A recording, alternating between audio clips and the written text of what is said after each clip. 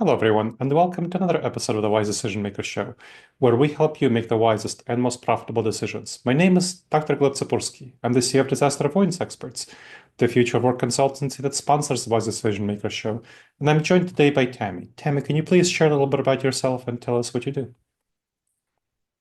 Sure. Thanks for having me, Dr. Gleb. My name is Tammy Kenber, and I'm the Chief HR Officer at UC Davis and UC Davis Health, located in Northern California. We are part of the UC system. Obviously, we have an academic campus and a health system attached, academic medical center and clinics. And we have almost 40,000 employees across our two campuses. Thanks for having me today. Thank you for coming. So tell me a little bit about your generative AI integration. What have you been doing to make sure that you're integrating this new technology and what's been the impact?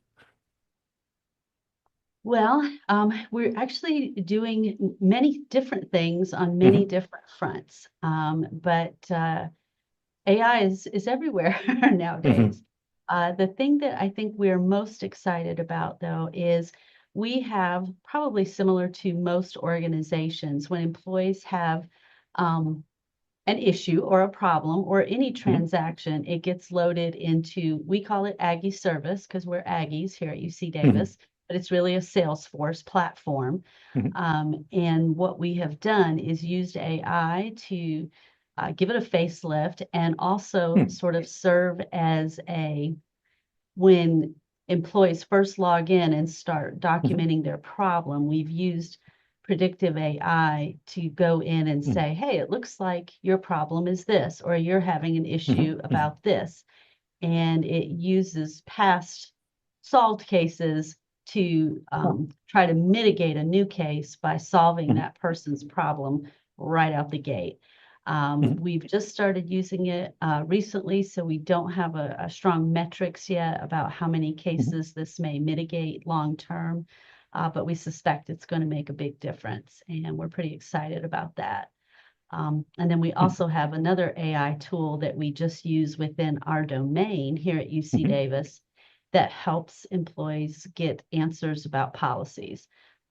As part of UC, as you can imagine, we have a lot of policies, and this tool really helps employees that have quick questions about, is this allowed, or where can I find more information about fill in the blank? And this AI tool goes in and quickly assists them. So tell me a little bit more about how you decided to use these tools. I know, especially in educational settings, there's a lot of concern and hesitation around using generative AI tools. People are worried about everything from cheating to misuse. So tell me about how you decided to use these tools. What were the concerns and how did you overcome them? I mean, we certainly had those concerns as well, and that's why we had to create a tool that was within our own domain and not like GPT or some of the other readily accessible tools that are out on the internet. We needed something that was within the UC Davis sort of firewall, if you will. And our IT department was supportive, and they moved not as quickly as some other UC campuses, but we were able to deliver a tool this past year that thus far is working really well. So tell me a little bit more. Let's go deeper into the concerns. What were the specific concerns expressed so that then we'll talk about how you work to overcome them. So what were the concerns? I think some of the ones you just mentioned, security, and when you put things out on the internet, that's where these other tools are using it to learn. And so if it's private information to your institution, that could result in breaches or just information out there on the dark web that you really don't want out there. So our IT department was very careful and prescriptive about working, especially with employees and students, about what's appropriate and what's not. Perfect. So it sounds like cybersecurity and data privacy were the main concerns that were expressed. Correct.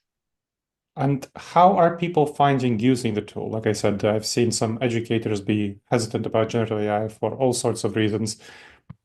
not only for cybersecurity data privacy, but also for ethical, moral reasons and having to do with cheating and just concerns about their job even. How have people been responding to both of these tools that with the Salesforce tool and the native tool that you've developed? I mean, I think as with most new things, it's a little bit of a mixed bag. But what Hmm. we're finding oftentimes is that once people use something successfully for a Hmm. period of time, uh, it sort of wears down that resistance. And Hmm. we're incorporating AI at a much faster rate than many past technologies have Hmm. been integrated. This past year, we also integrated an AI scripting tool for our Ah. physicians in the medical center, Hmm. where it's basically taking the notes and putting those into the files. And I think Hmm. we were wondering, would patients be receptive to this? Hmm. Would the physicians be receptive to this? But now that we've had it up and running for a little bit of time, it's going Hmm. really, really well, and Good. it's been very positively received by everybody that's using it.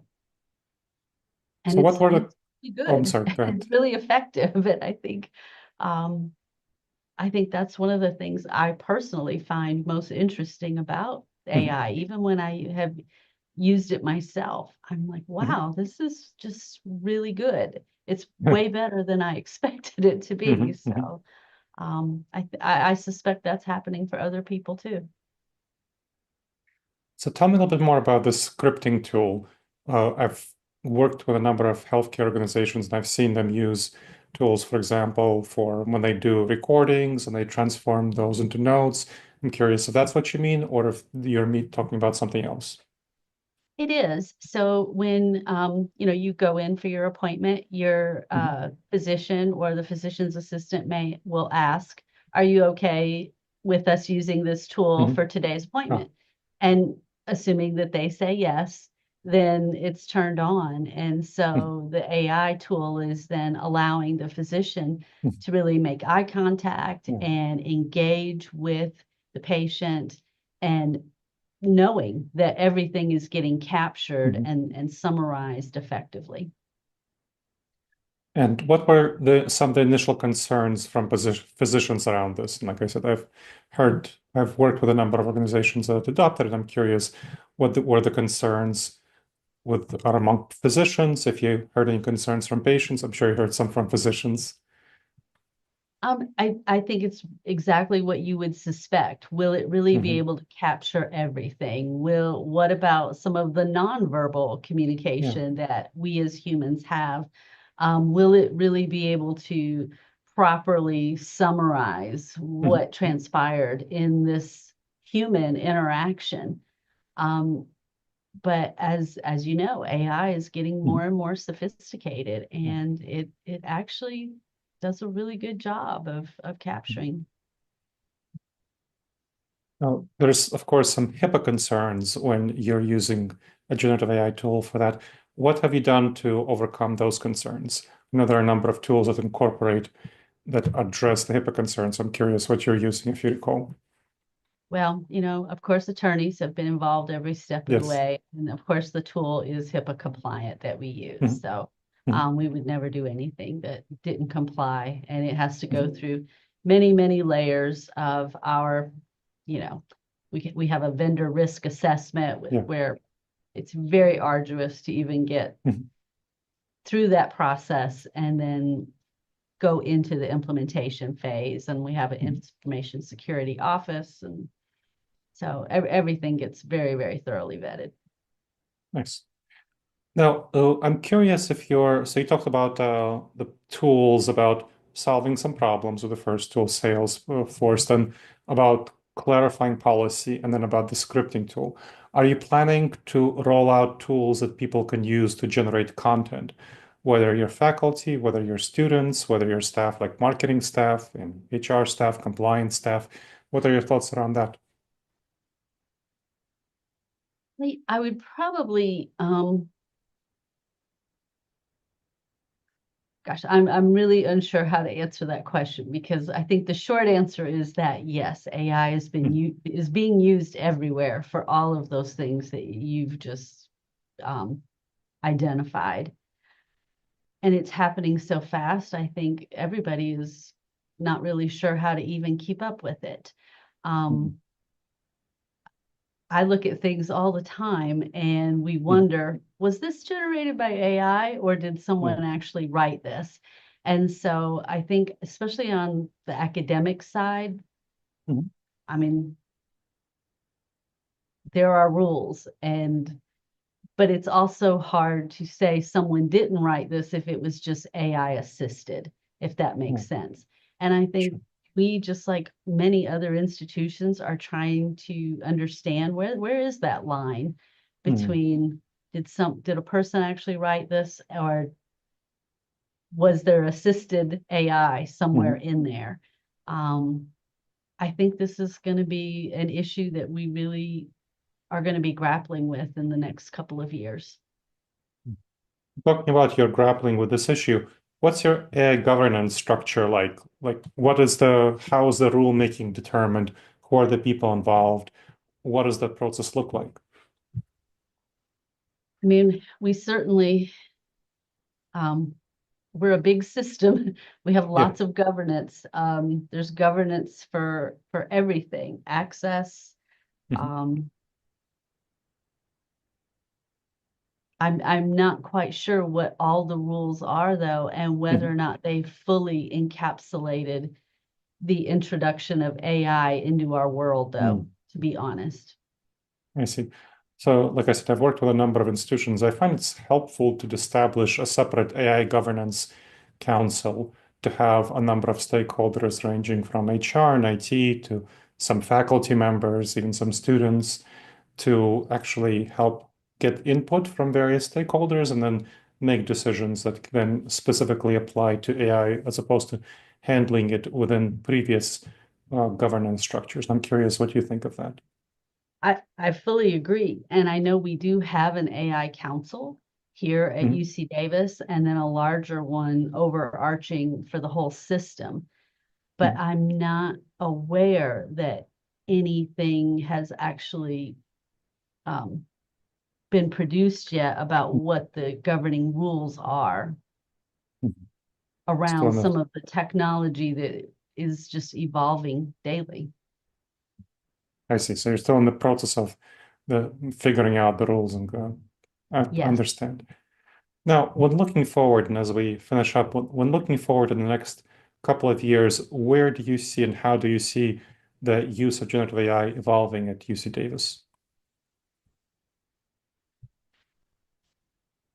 It's hard to say because Mm. it's actually evolving so quickly. And I know Mhm. my department, just like many others, is asking for support from our Mhm. IT infrastructure to help us incorporate even more.